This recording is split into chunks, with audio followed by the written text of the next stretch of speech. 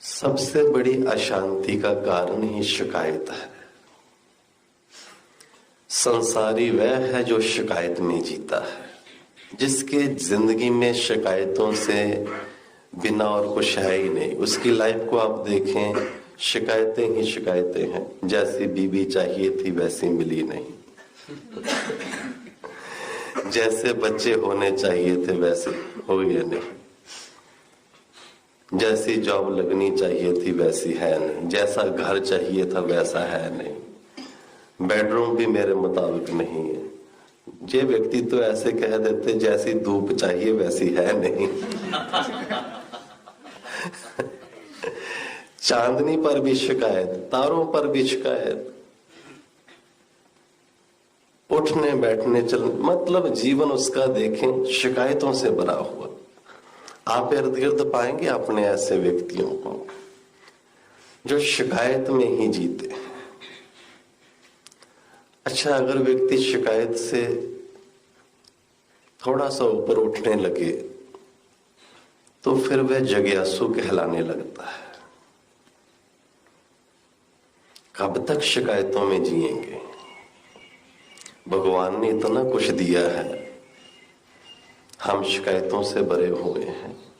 वैसे भी मनुष्य का स्वभाव है, जो पास नहीं है वह इसे दिखाई हमेशा देता है, जो पास है जी इसे नहीं दिखता। कितना कुछ भगवान ने दिया है।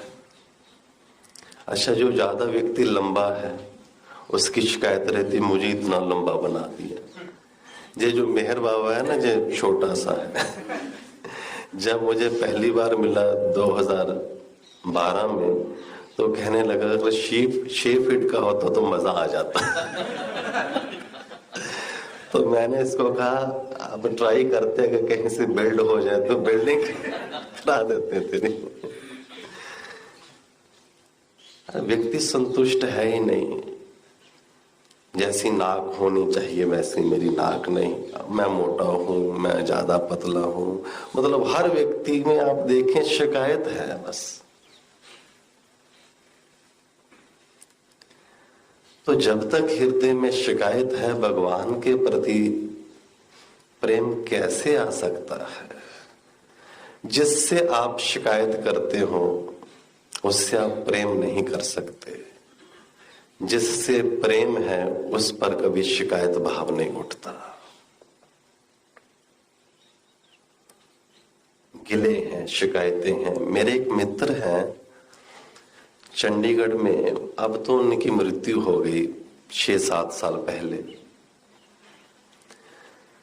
जब भी मैं विदेश जाता था तो उनका स्वभाव था, उनका भाव था, जब मैं वापस आता था विदेश से तो नई गाड़ी लेकर मुझे एयरपोर्ट से पिक करते थे हर बार। एक दफा मुझे एयरपोर्ट छोड़ने जा रहे थे, रास्ते में मुझे कहने लगे अब की बार अगर आप आए ना तो मेरा भाव है मैं ऑडी गाड़ी लेकर आपको लेने आऊं। तो उनका बिजनेस अच्छा था, प्रभु ने कृपा की तो 7-8 महीने बाद हम वापस आए तो वो ऑडी गाड़ी में मुझे लेकर एयरपोर्ट से निकले दिल्ली से। जैसे हम करनाल बाईपास क्रॉस किए तो मैंने उनसे पूछा बताइए गाड़ी कैसे चल रही है? बहुत अच्छी गाड़ी है। मुझे कहने लगे इसकी तो इंश्योरेंस बहुत है, ये तो टायर बड़े खाती है, माइलेज बड़े कम है। मैंने कहा आपके चरण कहाँ है महोदय? इसके पीछे आप दीवाने थे, मुझे मिल जाए मिल जाए। आप मिल गई तो शिकायत शुरू हो गई। यही तो संसारी की जिंदगी है। जब तक कोई चीज नहीं मिलती तो हृदय में उसकी मांग होती है, मिल जाए तो शिकायत शुरू हो जाती है। बस ये सबसे बड़ा दुख का कारण है। बात उल्टी होनी चाहिए, अगर मिल जाए तो अहोभाव होना चाहिए। नहीं मिलती तो मांग है, मिल जाए तो शिकायत है। बताइए शुक्राना कहां से प्रवेश करे, अहोभाव कहां से इंटर करे? एक उर्दू के बहुत अच्छे सूफी फकीर हुए हैं बहादुर शाह। हिंदुस्तान मुगल रियासत के सबसे लास्ट किंग थे वे। उनका एक कलाम है, मुझे 2 लाइनें याद आ गई। वह लिखते हैं, उम्रे दराज मांग कर लाए थे 4 दिन।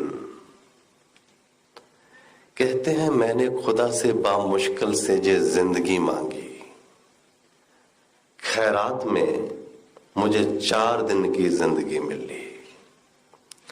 उम्रे दराज मांग कर लाए थे 4 दिन, 2 आरज़ू में कट गई 2 इंतजार में। वो कहते हुआ क्या, 4 दिन की जिंदगी मांगी और मिली। 2 दिन की जिंदगी तो ख्वाहिशें करते निकल गई, जे मिले जे मिले जे मिल जाए। तो 2 दिन की जिंदगी जो पीछे बची, जो वो इस चक्कर में गुजर गई, इंतजार में गुजर गई। ख्वाहिश आज पूरी होगी या कल पूरी होगी, आज पूरी होगी कल पूरी होगी। ख्वाहिश का वैसे भी स्वभाव है, जो एक ख्वाहिश पूरी हो जाए ना, पीछे 10 कम से कम 10 बच्चे को जन्म दे देती है। एक ख्वाहिश 10 ख्वाहिशों को और जन्मा देती है। पहले व्यक्ति कहता है 1 लाख हो मिल जाए, लाख मिल जाए 1 करोड़, 1 करोड़ से अरब खरब, मतलब अंत ही नहीं है कहीं पे, है ना। गुरु अर्जुन देव जी का एक शब्द है, वो कहते हैं सहस खटे लख को उठ धावे, त्रिपत ना आवे माया पाछे पावे। सहस मतलब अगर लाख रुपए कमाता है तो करोड़ों के पीछे भागता है। कहते मन का स्वभाव ही नहीं है तृप्त हो जाना, तो मन से कहीं अपना और ठिकाना खोजना शुरू कर, जहां तृप्ति तुम्हारा इंतजार कर रही है। तो मित्रों, ख्वाहिशें हैं, मांगे हैं और शिकायतें हैं, बस इनसे ही भरा है हमारा जीवन। आप 3 दिन से जहां हैं, 3 दिन से जे जो शिकायत भाव था, जे मांग भाव था, जे डिलीट हो चुका है। उसी के कारण इतना सुकून है। और सदगुरु की प्रेजेंस ऐसा करती है। सदगुरु की प्रेजेंस आपसे अतीत और फ्यूचर को समाप्त कर देती है। अतीत में पड़े हैं आपके दुख, आपकी कुछ दुख जाते हैं, और फ्यूचर में पड़ी हैं आपकी मांगे। सदगुरु के सानिध्य में जब आप आते हैं, अतीत से भी मुक्त हो जाते हैं और फ्यूचर से भी। रह जाता है सिर्फ प्रेजेंट। तो शिकायत भाव से अहोभाव की तरफ जाना, यही अध्यात्म है। बस जैसे जैसे आपकी शिकायतें गिरने लगे, अहोभाव बढ़ने लगे, समझ लेना आप ठीक पथ पर है। आपने जो अध्यात्म का रास्ता चुना है, जो आपको ठीक जगह ले जा रहा है। अगर जब तक भी चल रहा है, शिकायतें भी बढ़ रही हैं, कुछ गलत हो भी रहा है, रास्ता ठीक नहीं पकड़ में आया, शिकायतें गिरने लगे, शुक्राना बढ़ना लगे, तो समझ लेना कुछ जीवन में नया हुआ। भगवान की आमद के दिन शुरू हुए। मुझे गुरु अर्जुन देव जी के जीवन की एक घटना याद आती है। उनका जो बड़ा भाई था ना, पृथ्वी चंद उनका नाम था। वे ईर्ष्या में ही गुरु अर्जुन देव जी से सारी जिंदगी लड़ते रहे। उनके मन में जे बहुत बड़ा भ्रम था कि गुरु रामदास का बड़ा पुत्र होने के नाते ये जो गुरता गद्दी है, इस पर मेरा अधिकार है। लेकिन गद्दी पर बैठ गए गुरु अर्जुन देव। उनको गुरु रामदास जी ने अपना नेक्स्ट जो गुरु पद था वो सौंप दिया। गुरु अर्जुन देव जी बाकमाल के सदगुरु हुए हैं। गुरु ग्रंथ साहब में सबसे ज्यादा वाणी इनकी है और ना जाने कितनों संतों फकीरों को उन्होंने उनकी वाणी का संपादन किया। बड़े भाई ने ईर्ष्यावश एक दिन उन पर आक्रमण कर दिया। घर में जो कुछ भी था ना, सब कुछ छीन के ले गया। इतनी ईर्ष्या थी उसके मन में, घर में जो बर्तन थे वो भी तोड़ दिए। कहने का मतलब है सब कुछ नष्ट कर दिया। शाम का वक्त था और गुरु अर्जुन देव जी की पत्नी, उनका नाम था माता गंगा। भोजन का टाइम हुआ तो गंगा जी कुछ ढूंढने लगते हैं, कुछ मिल जाए और गुरु साहब को भोजन बनाकर परोस दो। ढूंढती है, सब कुछ बिखरा पड़ा है,